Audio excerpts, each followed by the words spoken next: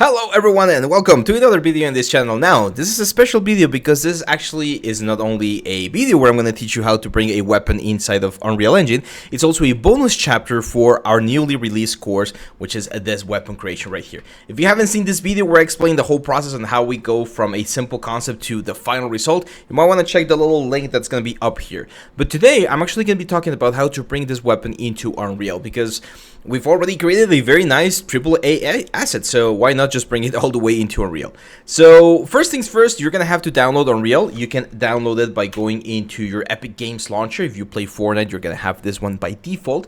And if you go here to Unreal Engine, you can go to Library and install the latest version. The latest version is actually 5.2, but I'm gonna be using 5.1.1. I've created a third-person template, which is this one right here. There's absolutely nothing right now. If I just hit play, I got my character. That's all we have right now. So yeah, I'm gonna show you the process. First things first, you need to grab your weapon and you need to combine it into a single object. This is very important because even though the original low poly object was composed of several meshes, the final object is going to be one single mesh. Even though there are separate islands inside of that mesh, it's going to be one single mesh. So once we have that, we export this. And as you can see right here in just a second, I'm going to export this as my, I think I call it final axe or something like that. Oh, there we go. Weapons, axe project, scenes, bakes. There we go. So this one, lava axe final. So I'm gonna drag and drop this inside of my content browser of the in Unreal, and we're gonna get this box right here. Since this is an FBX, it's gonna ask me what kind of stuff I want to do with it. You could technically make this a nanite mesh, which is gonna optimize it, but since it's already optimized because it's a low poly, we really don't need to do it, so I'm not gonna select it. We can generate collisions, and as long as you've exported everything and your scales are properly set up inside of Blender, this should be working just fine. So I'm gonna import, and we should be getting a couple of elements right here. So we get the emissive map, which is connected. We don't need it right now. I'm actually gonna delete it. We get a material, and we get our lava axe final. So if we double click right here, you can see we have our asset inside of Unreal, and it's looking amazing. This is the low poly version. It only has 17,000 triangles and it's working just fine. By the way, if you want to check the full course, the link is going to be on the description, and I'm going to have the trailer at the end of this video as well. It's on Udemy and it's available right now. So now I'm going to grab all of the textures that we have right here, and I'm going to bring these 4 elements into my scene.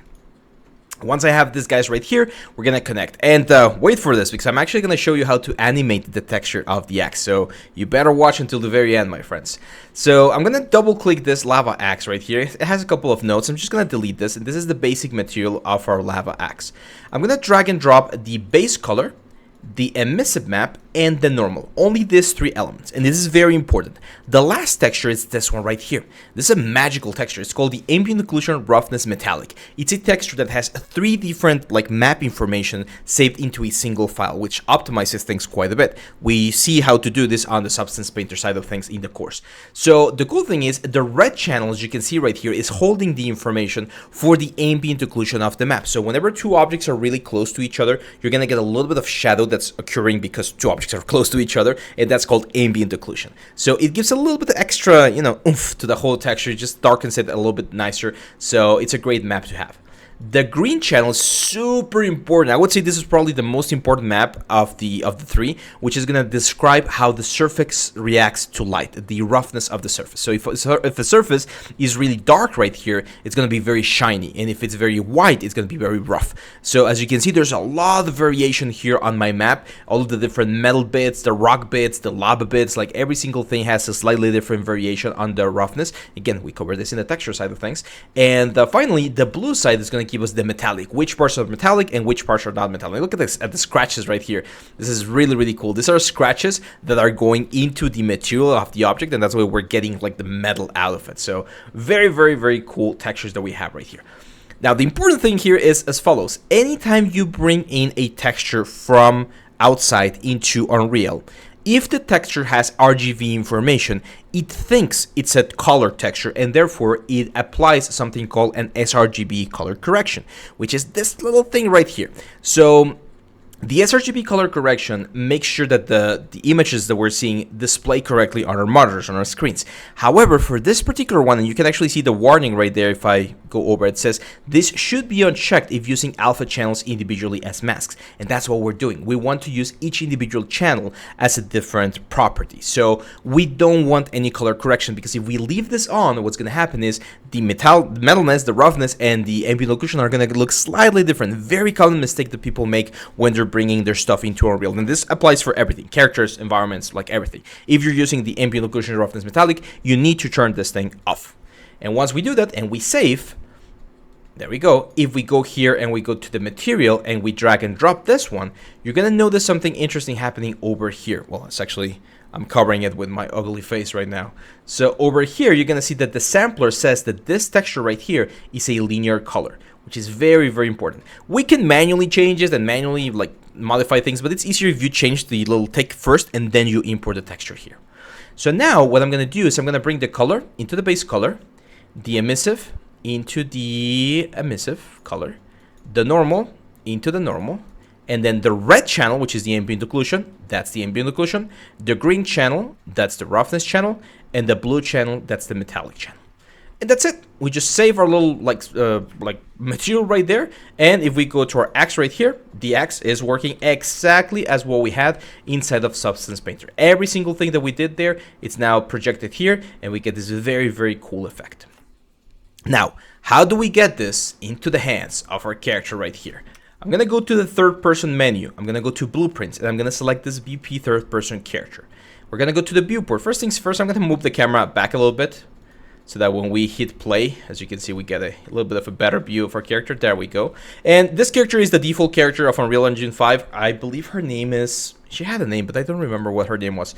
The point is, you have a walk cycle, jump cycle, like everything. So it's working perfectly fine so that you can start prototyping your games quickly. And what I'm going to do here is I'm going to go into the blueprint itself. I'm going to start adding some components. The way Unreal works, and this is a very interesting thing, is it works thanks to blueprints, and blueprints are a collection of things that you can like generate, connect, and play with to create whatever you need. And inside the blueprints, we have components that make up the blueprint. So for instance, this character right here has a capsule component, which is the one that detects collisions. We have an arrow component, which is the direction which it's facing. The mesh component, which is a skeletal mesh that has animation. We got the camera component, and we got a follow camera like component as well. So the camera boom and the follow camera. So all of these elements make up this blueprint so that when we hit play, we can move around, see the character, rotate the camera, and do all of this sort of stuff. So what I'm going to do here is I'm going to add a new type of component, which is called a static mesh component. So I'm going to look for a static mesh right there, and I'm going to call this axe. And on the axe component over here on the static mesh, I'm going to select my lava axe final. And there we go. As you can see, we got the lava axe right there. I'm going to parent it to the mesh character though, very important, and I'm going to zero out the transformations. And as you can see right now, the axe has the wrong scale and it has the wrong position. But it is parented to the character, so if the character moves, the axe is going to move as well. So let's do this very funny thing.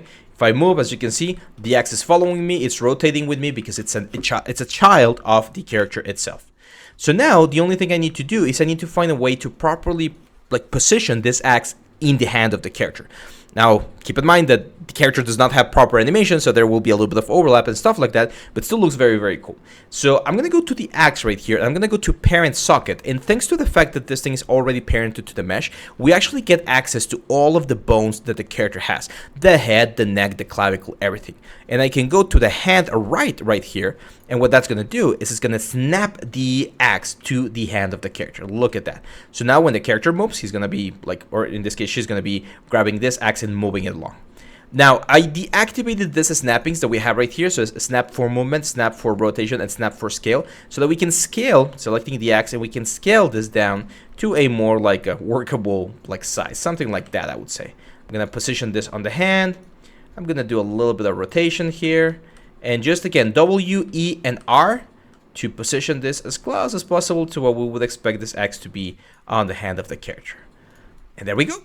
So now, if we hit compile and we play our little game right here, our little prototype, you can see that the character has the axe and the axe is following the character. Again, keep in mind that the animations are not calibrated properly, so you might see some overlap, especially when jumping, for instance, there.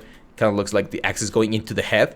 But yeah, this is the way to do it. As you can see now, the axe is like actually in the game, and we can see the character interacting with it. The next thing that we would need to do, of course, would be to add some collisions to the axe and make sure that when it hits an enemy, it does a certain amount of damage. We will need attack animations, and there's a lot more things that we could cover about what to do in order to make this a functional axe inside of the game. But as you can see, the asset is already working here. So let me show you some very interesting nodes that you can use here inside of Unreal to get something a little bit more interesting. Let's go to the material, and the first node I want to talk about is the multiply node. So let's say we want to increase or decrease the amount of like intensity that this axe is emitting.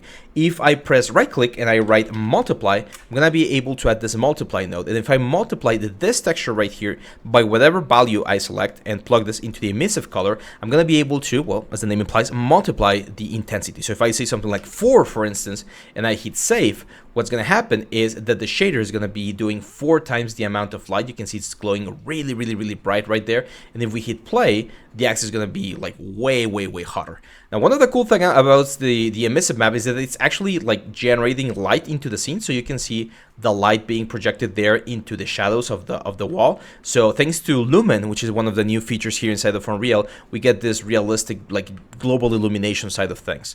And yeah, it's really good. Like, look at how nice that looks. I'm gonna do something crazy here. I'm gonna go to the third-person blueprints, and I'm gonna add a particle system. So I'm gonna add a particle system, a cascade particle system, parented to the axe. I'm gonna set the scale of this particle system to 1, and on the options, I'm gonna add a fire. So as you can see now, we have fire coming out of the axe, and we can move this to the position of the axe, of course, like the volcano. The sprites are not behaving properly because the scale is wrong, and as you can see, it's just like moving everywhere. I think 0.1 is way too big. Let's try 0.2 or something. There we go. I just want like little embers flying up and generating this very interesting effect. That looks really nice. So I'm just gonna compile, and now there you go. Not only do you have a weapon inside of Unreal, it's actually emitting particles, and those particles are emitting light. So as you can see, they illuminate the wall, and the wall, like the light of everything, reacts to this. So you can imagine if we're going through a dungeon, or if we're doing something like really interesting in a dark environment, this axe is actually gonna be a light source for us. Now, I did promise I was going to show you how to make the axe glow into sort of like pulses, right? Well, that needs a little bit more work on the material, but it's actually fairly easy. Remember this little node that we have right here, the multiply node? Well, one of the things that we can do is we can use a sine wave. If you guys thought that you were going to get rid of math thanks to, thanks to games, you're so wrong. There's so much math here. So a sine wave, as you can see, is just like an up and down wave that goes like a certain intervals throughout the graph, like a very kind of like an on and off switch, but with a nice smooth transition. So what we're going to do here is I'm going to add a time node that's going to say every single frame or every single second, we want the sine wave to be moving up and down. And if we multiply that sine wave against the intensity of the element, what we're going to get is a pulsating effect of 1 second intervals. So look at that. 1, 1, 1. Looks nice, right? Like right now it just looks like a heart beating or something, but it's not bad, right? And that's one of the reasons why when we were texturing this thing inside of Substance, I was explaining that it's very important to texture this without the glow and with the glow, so that we have the ability to do this sort of things here inside of the game engine. So what I'm going to do here though is instead of using this sign, I'm going to actually multiply my time against another value. And this value is going to be something like 0.1. So what this is doing is it's multiplying 1 by 0.1, and that way the sine wave is becoming pretty much like longer. So the interval where this thing is going to be going on and off is going to be longer, and we're going to get a more interesting effect. So now it goes on, and then it goes down, and then it goes on, and then it goes out. So this is a very cool interaction that we can do. This is a little bit more, I wouldn't say advanced, but this falls into the realm of people doing actually like game programming. We as artists, we usually don't do this sort of stuff. I like doing it because I love learning new stuff. But yeah, that's pretty much it. And again, if we want to increase the intensity, because right now this is pretty much like removing the intensity, we can add a secondary multiply. So we can add another multiply node here after the first one. The result of this one goes there, and we multiply by 4. So now the glow is going to go all the way up to a 4 times the intensity, and then it will go all the way down to 0. So we go from 0.1 all the way to 0, and then again all the way up to 0.4. So there's of course ways to make sure that the particles do not emit if the element is not active. However, that would require a slightly different programming that I don't think we're going to be able to cover right now. But yeah, that's pretty much it, my friends. If you like this video, make sure to leave us a comment. As I mentioned before, the course on how to do the axe is available right now in Udemy. And I think if you go right now, you might find a little discount. We don't have a specific coupon, but Udemy is very interesting about that. So you might want to check it out if you're interested in learning the whole process on how to create your own weapon for games. And yeah, that's pretty much it. I'm going to leave you guys with the commercial of the, again, of the axe. And hopefully you can join us not only there, but on our Discord and all of our different socials. Enjoy! Hey guys, do you want to learn how to create amazing 3D weapons? Well, look no further. In this course, I will show you everything you need to know to create this amazing result.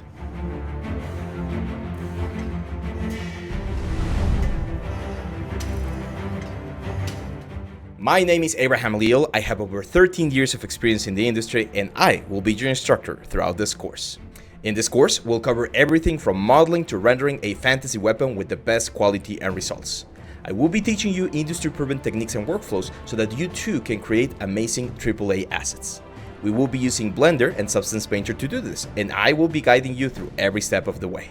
Don't worry if you don't know the basics. We have a chapter 0 where we will be covering everything about Blender so that you too can achieve great results. We have a full support network as well in our different socials, so make sure to join and get the most out of this experience. Join me in this exciting journey and become the greatest artist you can be.